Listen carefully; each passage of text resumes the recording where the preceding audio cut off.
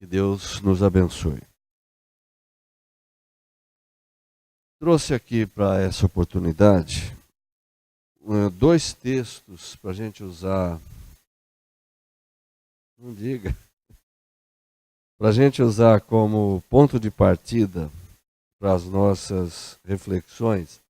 São textos fragmentos, na verdade, de textos que eu tirei de dois artigos que o Allan Kardec escreveu e que publicou, respectivamente, na Revista Espírita de janeiro e de março de 1864. O primeiro deles, de janeiro de 1864, tem o seguinte título: Progresso nas Primeiras Encarnações. Ele aqui faz uma apreciação e oferece uma resposta a alguém que lhe havia dirigido uma indagação, que na verdade se constitui numa indagação que até hoje causa muita dúvida, praticamente em todos nós. O sujeito perguntou assim: duas almas criadas simples e ignorantes, porque nós sabemos que esse é o ponto de partida de todo espírito. Na sua criação, simples e ignorante. Isso equivale a dizer nem bom, nem mal, e zero de conhecimento. Contudo, por realizar. Esse é o ponto de partida. Então o sujeito perguntou assim: duas almas são criadas simples e ignorantes, não conhecem o bem nem o mal ao encarnarem pela primeira vez. Se nessa primeira existência uma segue o caminho do bem e a outra o do mal, como de certo modo é o acaso que as conduz, elas não merecem castigo nem recompensa. Essa primeira viagem terrestre não deve ter servido senão para dar a cada uma delas a consciência da sua existência. Consciência que antes não tinham. E a pessoa vai depois fazer a pergunta dizendo assim: para ser lógico é preciso dizer, seria preciso admitir que os castigos e as recompensas não começariam a ser infringidos.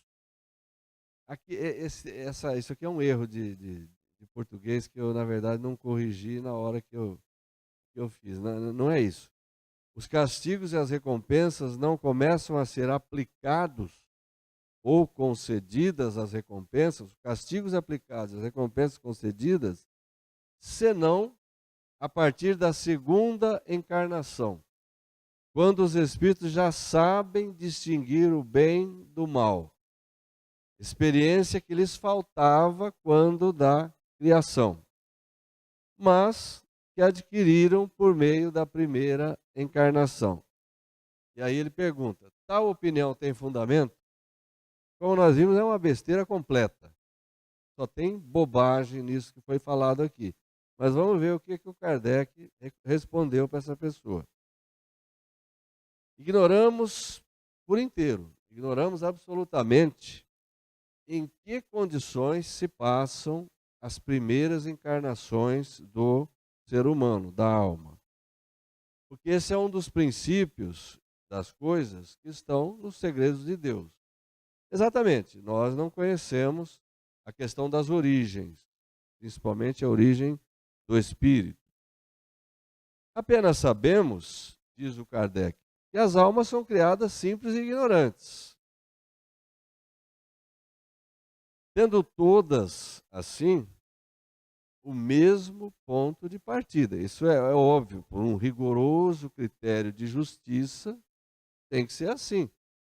Ninguém vai ter um ponto de partida em condição privilegiada em relação à outra. Né?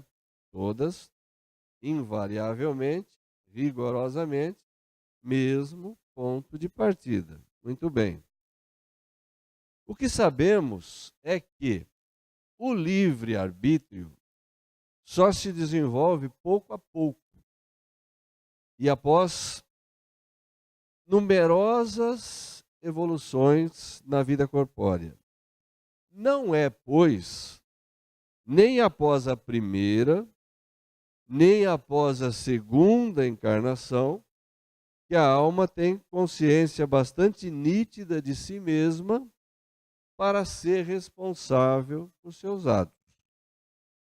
Pode ser que isso só aconteça após a centésima, ou talvez após a milésima encarnação.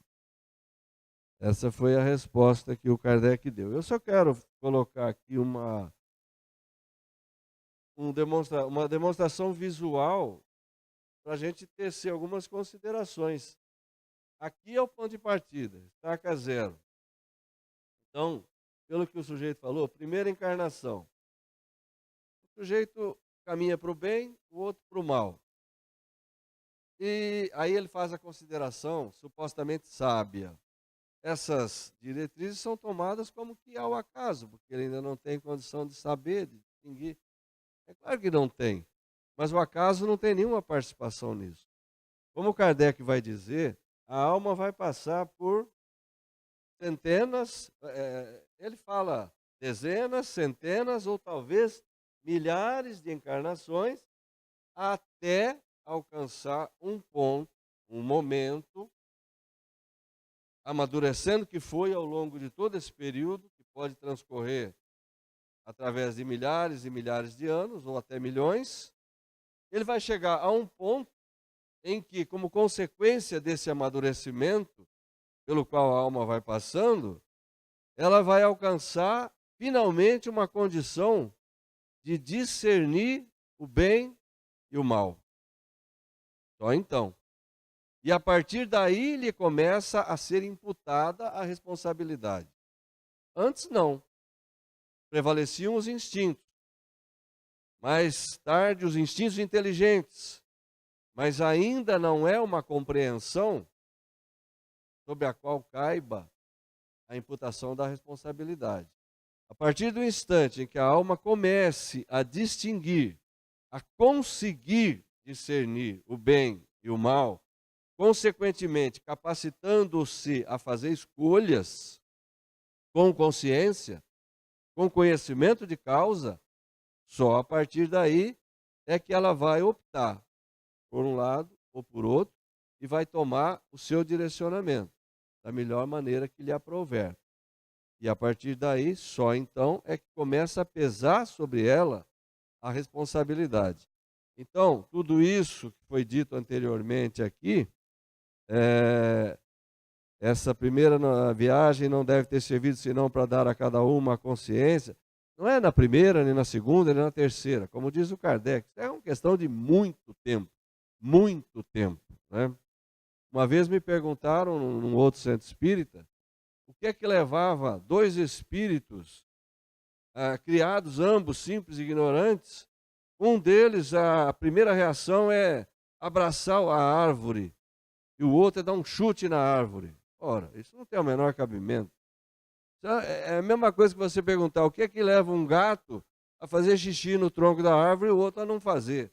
Não tem. O ser humano nessa condição aqui, logo após a criação e após centenas e talvez milhares de encarnações, como diz o Kardec, não tem condição de saber o que é o bem, o que é o mal. Ele é pouco mais que um animal. Então, essas questões ficaram assim respondidas. Progresso é o título do artigo. Progresso nas primeiras encarnações. Revista Espírita, janeiro de 1864. E o outro artigo é de março do mesmo ano, a revista, chama-se Da Perfeição dos Seres Criados. É mais ou menos relacionado com o que eu li anteriormente. Razão pela qual é importante que nós retornemos um pouco ao primeiro item. Kardec vai dizer depois nessa resposta que dá a essa pessoa o seguinte: nós, hoje, ele falava no século XIX, evidentemente. Nós estamos no século XXI, se aplica perfeitamente a nós. Ele fala assim: no ponto em que nós estamos, a inteligência está bastante desenvolvida, suficientemente desenvolvida, isso quer dizer, para permitir ao homem julgar criteriosamente o bem e o mal. Ou seja, nós já sabemos fazer isso. Não é? E é também nesse ponto que a sua responsabilidade é mais seriamente empenhada. Porque não se pode mais dizer o que dizia Jesus: perdoai-lhes, Senhor, pois não sabem o que fazem. Isso não se aplica a nós, porque nós sabemos já perfeitamente distinguir o bem e o mal, sabemos, portanto, perfeitamente o que estamos fazendo. Então, quando Jesus fala, todos os pecados vos serão perdoados, menos aqueles cometidos contra o Espírito, e na Bíblia as versões trazem Espírito Santo, que é uma expressão interpolada, evidentemente, porque não existia a sublime figura do Espírito Santo até aquele momento, só foi criada séculos mais tarde pela igreja. Todos os pecados vos serão perdoados, menos aqueles cometidos contra o Espírito. Ou seja, enquanto a criatura ainda não atingiu a condição de saber discernir, esse conhecimento que lhe permite fazer escolhas com conhecimento de causa, enquanto não chega ali, não lhe é imputada a responsabilidade. Daí ele dizer, menos aqueles cometidos contra o Espírito, o nosso próprio Espírito. Já então, sabedor, consciente do que é o bem e o mal, optar pelo mal. Esse é um pecado que nós cometemos contra o nosso próprio Espírito. Daí ele dizer, esses não serão perdoados. Como é que não serão perdoados? Ora, terão que ser reparados, terão que ser resgatados. Nós vamos voltar então ao caso do artigo de março de 1864. Perfeição dos seres criados. Esse é um artigo muito longo. Se alguém tiver a oportunidade, eu sugiro que leia os dois. Março de 1864. Deus estabeleceu leis que são inteiramente justas e boas. O homem seria perfeitamente feliz se observasse essas leis escrupulosamente. O homem seria perfeitamente feliz se observasse integralmente as leis de Deus. Ora, nós sabemos que a felicidade plena resulta da perfeição. E quando a criatura atinge a perfeição, ela não mais infringe as leis divinas. Aqui tá bom, né? Essa é a posição certa? Então tá bom. Mas a menor infração dessas leis causa uma perturbação, cujo contragolpe ou retorno ele experimenta e daí resultam todas as suas vicissitudes. Por que nós não somos inteiramente felizes? Porque nós não respeitamos integralmente as leis divinas. Só por isso. Então o próprio homem é a causa do seu mal. Deus o criou livre para escolher o seu caminho. Aquele que tomou o mau caminho o fez por sua vontade e não pode acusar senão a si próprio pelas consequências daí decorrentes. A partir desse instante que eu tenho condição de optar, eu posso escolher o mal ou posso escolher o bem. Essa opção é minha. Então, quando o Kardec nos apresenta na escala espírita a terceira ordem, espíritos imperfeitos, a segunda ordem, espíritos bons, e a primeira ordem, espíritos puros, é a partir daqui que eles são classificados. É a partir desse ponto. Porque até ali, o espírito não tem responsabilidade. A partir dali, ele já pode escolher. E se ele escolher o bem, ele nunca vai passar por essa fase aqui da terceira ordem. Ele vai direto para a segunda ordem. A gente vai ler isso no Livro dos Espíritos. Nós podemos já não mais, porque nós já ingressamos aqui. Mas nós poderíamos, na hora adequada, ter optado pelo caminho do bem e dali não ter se desviado nunca. E daí nós não estaríamos aqui na Terra. Veja o que ele diz aqui, ó. Pelo destino da Terra, essa expressão do Kardec significa: a Terra é um mundo de provas e expiações. Então é um mundo habitado predominantemente por espíritos da terceira ordem, espíritos imperfeitos. Espíritos imperfeitos, espíritos da terceira ordem, passam por provas e expiações. Provas e expiações. Qual a diferença? Expiação é aquilo que está associado ao mal praticado antes. Vamos dizer assim, a consequência do mal praticado antes. Então, espíritos imperfeitos passam por provas e expiações.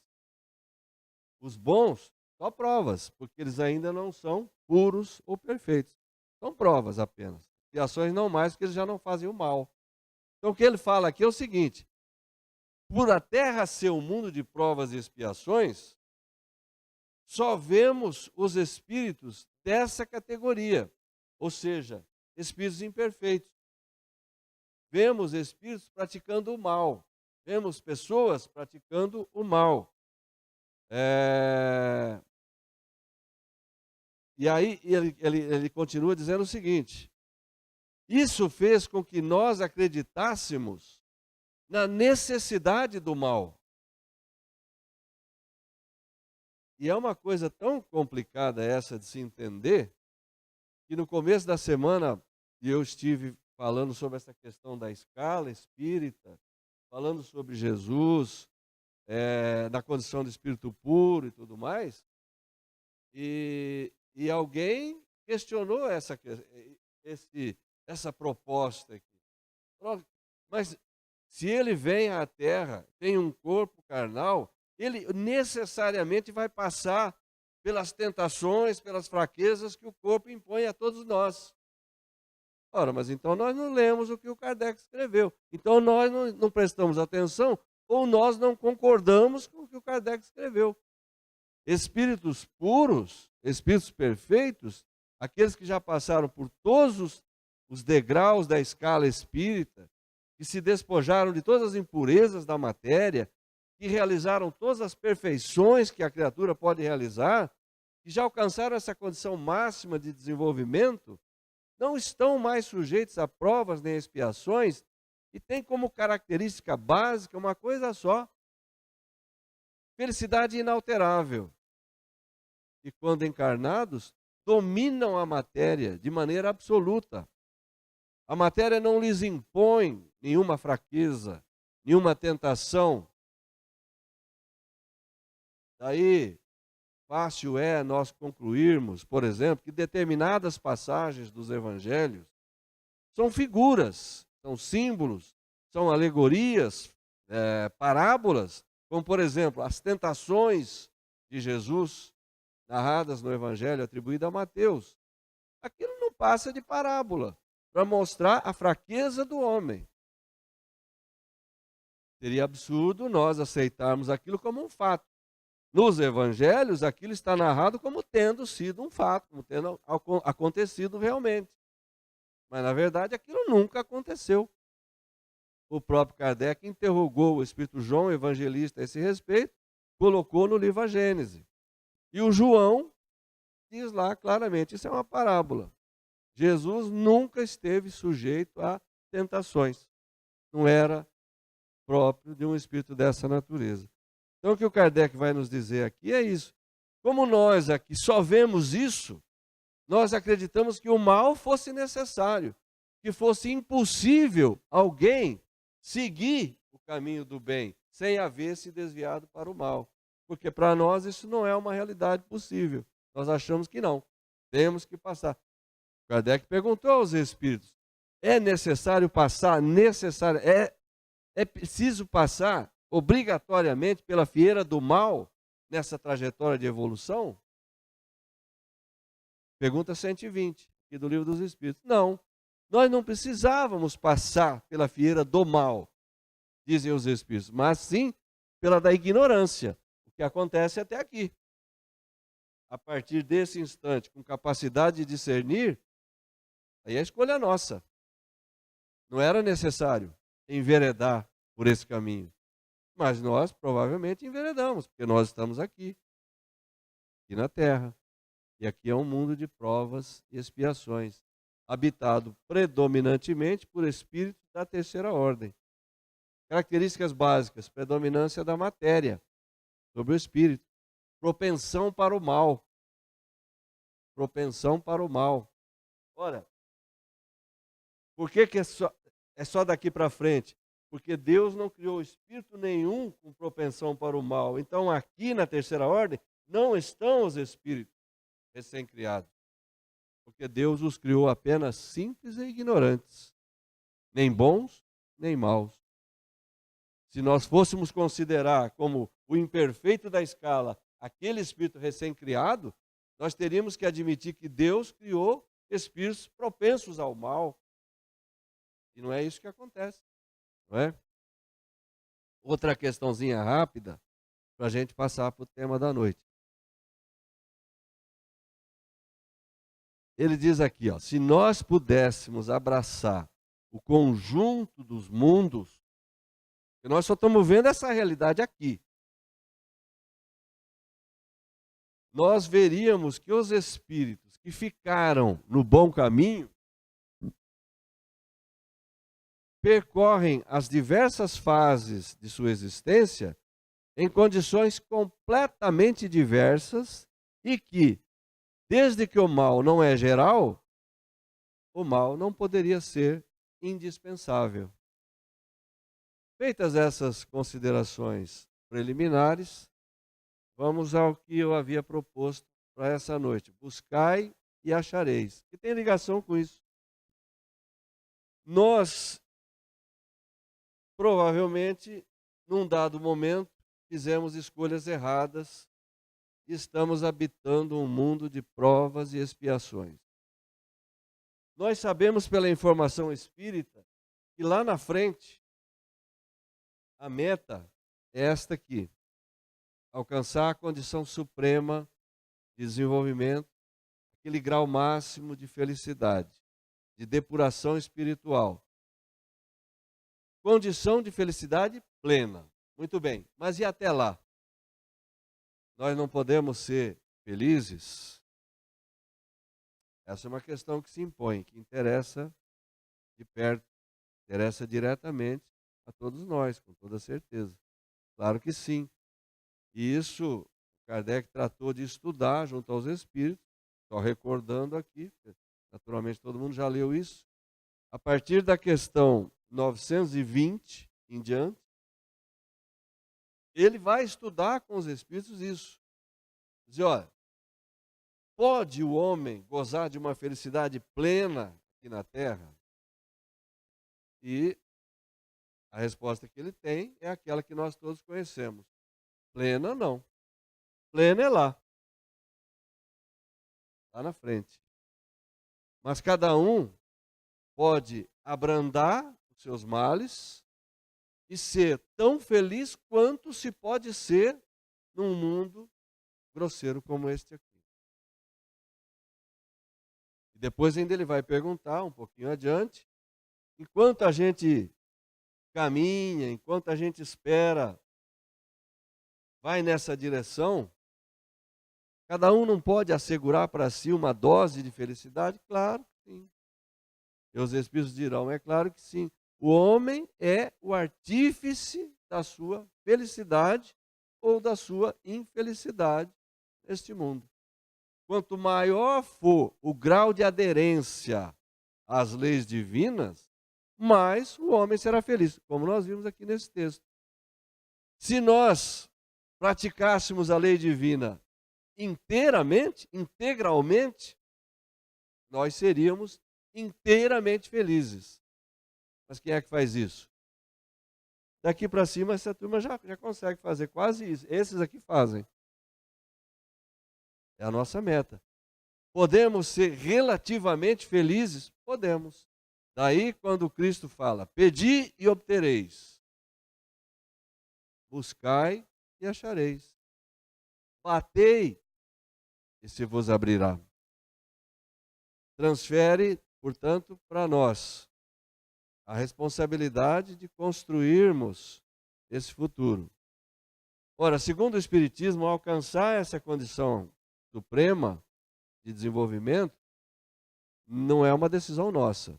Todos chegaremos lá. O que depende de nós, tenho dito isso com muita frequência, e é interessante que a gente preste bastante atenção nisso, né? O que depende de nós é o ritmo com que nós caminhamos. O que depende de nós é acelerar o processo. Sair mais depressa dessas faixas inferiores onde nós ainda respiramos. Porque aqui é um mundo de provas e expiações. Aqui é isso que nós conhecemos. Como foi dito naquele texto ali. O homem acabou achando que o mal é indispensável.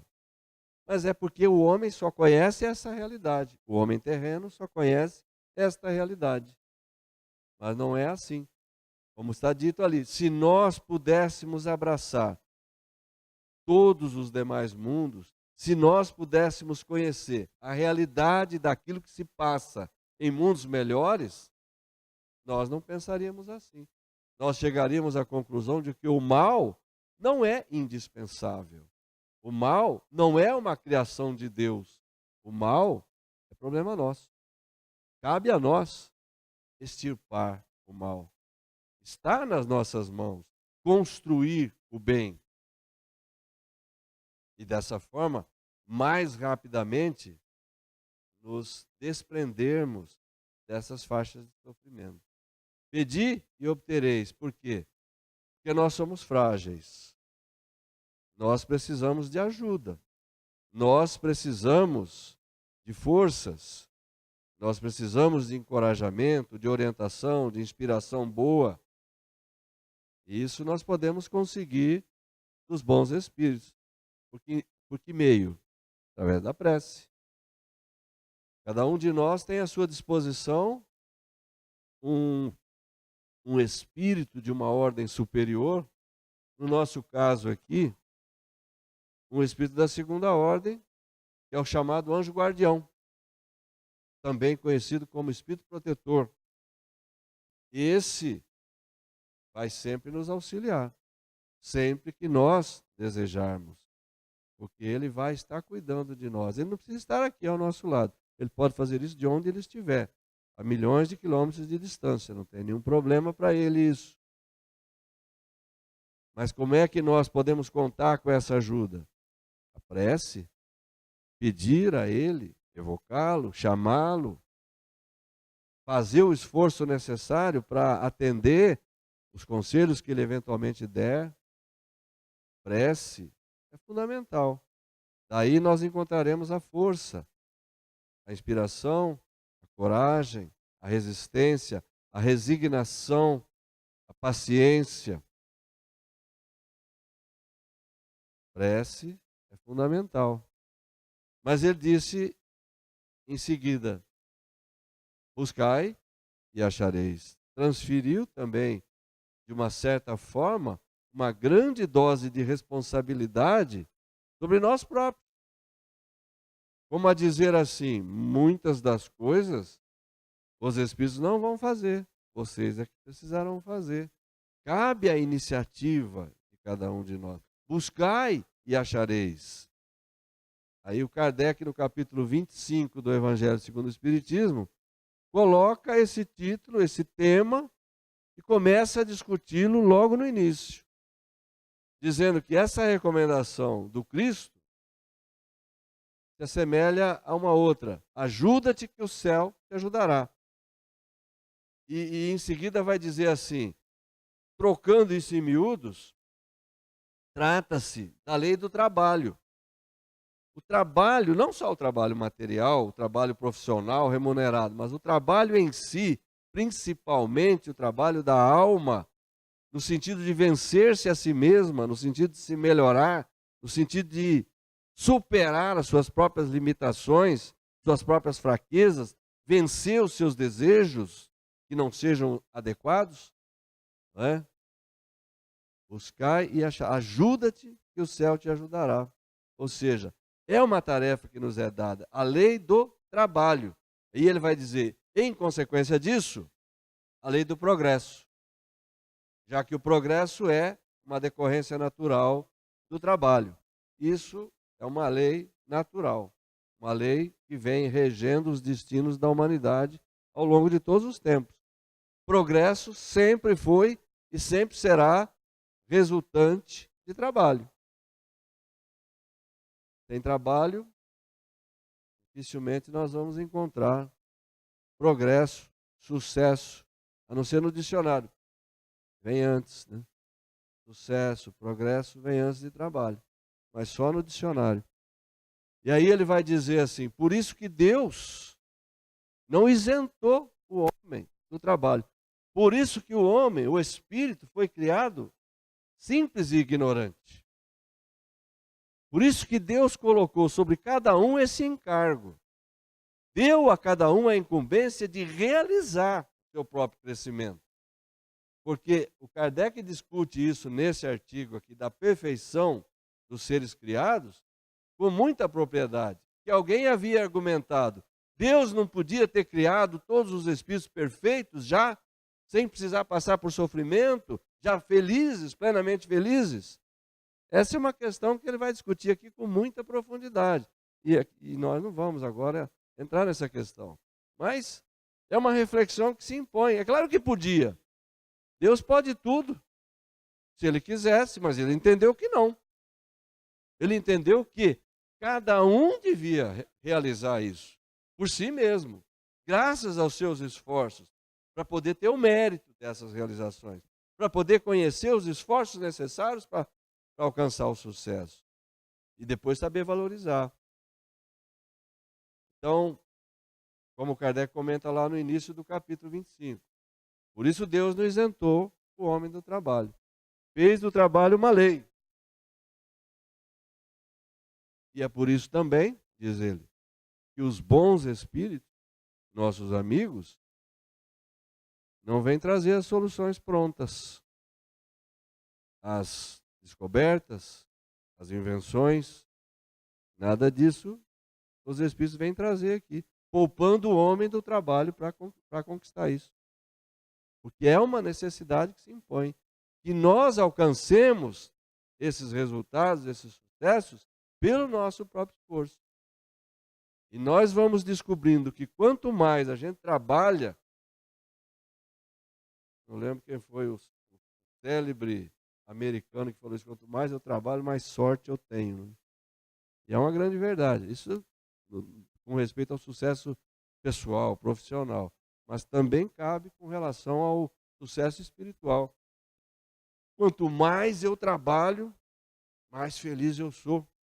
Quanto mais eu me esforço, quanto mais bem eu faço, quanto melhor eu procuro administrar as situações, reagir a esta ou aquela, mais feliz eu vou me sentindo. É uma lei natural, porque nós vamos nos organizando, nos adaptando, nós vamos nos coordenando em relação aos acontecimentos.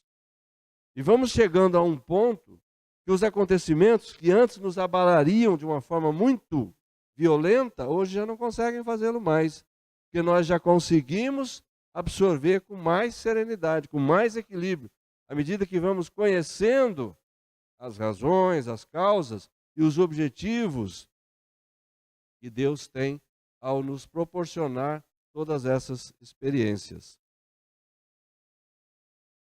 Daí quando o Kardec vai perguntar aqui no Livro dos Espíritos, ainda, na questão 532, se os espíritos podem desviar todos os males da nossa vida, consertar tudo e fazer a gente se tornar cada vez mais próspero, mais feliz,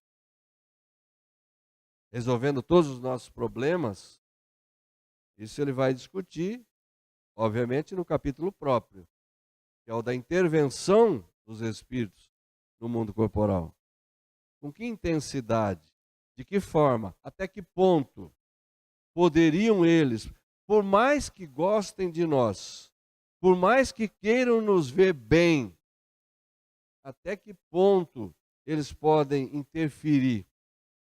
Porque nós temos uma prerrogativa sagrada, todos nós, chamada livre-arbítrio.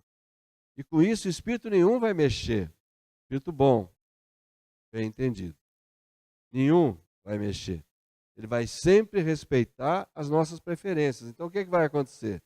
Enquanto nós estivermos preferindo o lado diferente, o lado ruim, ele não vai impedir. Porque muitas pessoas pensam, mas por que o meu anjo guardião não me impediu de fazer essa bobagem? Por que não? Porque foi você que quis fazer. Você pediu a opinião dele para fazer? Não pediu, geralmente não pediu. Só vai reclamar depois que aconteceu. Né? Ele não vai interferir. Então, nessa questão, ele vai tratar disso. Podem os espíritos desviar os males da nossa vida e trazer felicidade para nós? Até que ponto? E aí ele vai ter aquelas informações. Não o podem fazer inteiramente. Inteiramente não, alguma coisa sim. Mas não o podem fazer inteiramente. Por que não? Porque há males que pertencem aos desígnios de Deus. Vírgula. Mas diminuem as vossas dores, dando-vos paciência e resignação. Isso é possível. Aliás, é nisso que a gente pode garantir, a gente pode ter como certo, como garantido, 100% de sucesso nas nossas preces. Garantia de 100%. Isso você sempre vai ter, se você pedir com sinceridade, com fé. Paciência, coragem e resignação. Pode parecer pouco, mas em muitas ocasiões vai ajudar muito, porque há situações em que os espíritos não vão fazer por nós mais do que isso. Há males que pertencem aos desígnios de Deus. Como é que nós espíritas podemos entender isso? As leis divinas regem o funcionamento geral das coisas. Então, quando nós reencarnamos aqui na Terra, não é novidade para nenhum de nós, cada um já traz consigo o seu passivo, o seu histórico. Então, a lei de causa e efeito é a principal delas. Estão nos desígnios de Deus. Ora, por que está acontecendo isso? Você já procurou, na sua vida atual, já examinou os seus atos, as suas atitudes, as suas decisões, como você tem lidado com as pessoas, com as questões? Fez tudo isso, examinou de forma bastante isenta? Sim. Não encontrou motivo para isso que está acontecendo? Não. Então, tem uma causa anterior. Porque Deus é justo. Deus é justo. E sendo Deus justo, tem que haver uma causa justa. Daí, quando Kardec analisa em O Evangelho segundo o Espiritismo, no capítulo 5, causas atuais das aflições e causas anteriores das aflições, isso fica bastante claro, né? Examine com calma, com imparcialidade, com serenidade. Verifique se você encontra, porque dirão os espíritos ali, a maior parte dos nossos problemas, dos males que nós estamos enfrentando, nós vamos encontrar a causa nas nossas atitudes atuais, no modo como nós estamos conduzindo a nossa vida. A maior parte. Eles chegam a dizer assim, se você dividir os males da sua vida em 2 pacotes, um que você sabe a causa, você é capaz de encontrá-la na existência atual, e o outro que você não consegue encontrar de jeito nenhum, já procurou com lupa, você pode ter certeza que essa aqui é bem maior. Ou seja, aqueles problemas que nós vamos gerando com os nossos atos, com a nossa maneira de tratar os outros, com o modo como nós reagimos diante de uma situação ou de outra, com as decisões que nós tomamos, com as imprudências que cometemos, tudo isso acarreta consequências, tanto do ponto de vista da saúde, do bem-estar físico, quanto do bem-estar espiritual. Então, quando ele pergunta, podem os espíritos? Não podem inteiramente. Diminuem as vossas dores com paciência, com resignação. Há males que estão nos desígnios de Deus. Esses males são aqueles ligados às questões de causa e efeito, que podem ser de outra existência, mas também podem ser desta aqui. É preciso analisarmos com bastante calma como a gente está encarando todas as questões, como estamos conduzindo a vida. Enfim, nessa questão, ele vai aprofundar bastante isso. Os Espíritos até dirão, ó, seja lá como for, frequentemente depende de você desviar os males da sua vida. Frequentemente vai depender de você mesmo. Por que vai depender? Dessa forma como analisamos aqui, reagindo com serenidade, administrando cada caso, lidando com pessoas de uma forma equilibrada, nós vamos evitar problemas. Então nós vamos evitar males. Em relação aos males do passado, nós também sabemos, mas aquilo já aconteceu, não dá mais para eu voltar lá e fazer de modo diferente. Não, não dá. Só que hoje eu continuo dispondo de livre-arbítrio, o mesmo que eu tinha lá quando errei. Posso usar, portanto, esse livre-arbítrio hoje em meu favor, fazendo o bem. Quanto mais eu faço o bem, mais isso vai impactar com a lei de retorno do passado e atenuar o impacto sobre mim no presente. E assim as questões vão sendo desenvolvidas. O Espírito vai encontrar ressonância em você quando ele quer te ajudar? Como é que ele vai encontrar? Depende. Depende de você oferecer campo para ele poder te inspirar uma ideia. Como dirão aqui na 532 ainda. Deus vos deu a inteligência para usar. E é exatamente por meio dela que os bons espíritos vão agir sobre você. Mas você tem que estar atento.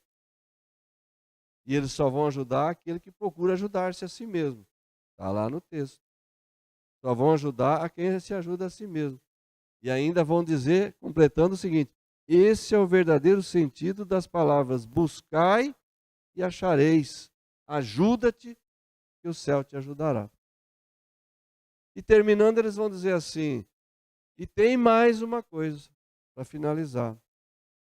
Há na vida de vocês muitas coisas, muitos males, que aos olhos de vocês são males, que na verdade um bem poderá resultar disso, que acabará sendo maior do que o próprio mal. Mas vocês não têm essa percepção. E ele explica por quê. Porque nós, diz o Espírito, nós só olhamos o nosso próprio interesse e o momento presente. Então, se as coisas não acontecem do modo como a gente gostaria que acontecesse, pronto, já é um desastre total. E pensamos apenas no momento presente, somos imediatistas. Nós não gostamos de soluções a médio e longo prazo. E é isso que os Espíritos também insistem em nos dizer. Portanto, finalizando as nossas reflexões. Deus possui recursos inimagináveis a todos nós. E esses recursos são permanentemente movimentados em nosso benefício. Através de inumeráveis servidores, de exércitos inumeráveis de espíritos bons que procuram, de alguma maneira, nos auxiliar, nos orientar, nos inspirar. estejamos atentos a isso. Quanto mais nós conseguirmos essa afinidade, por assim dizer, com os bons espíritos, quanto mais nós nos tornarmos dóceis aos conselhos do anjo guardião, dos bons espíritos, mais nós nos atrelaremos à lei divina. E quanto mais estivermos atrelados à lei divina, menos sofreremos, como é o princípio geral abordado desde o início. Muito obrigado pela atenção. Boa noite a todos.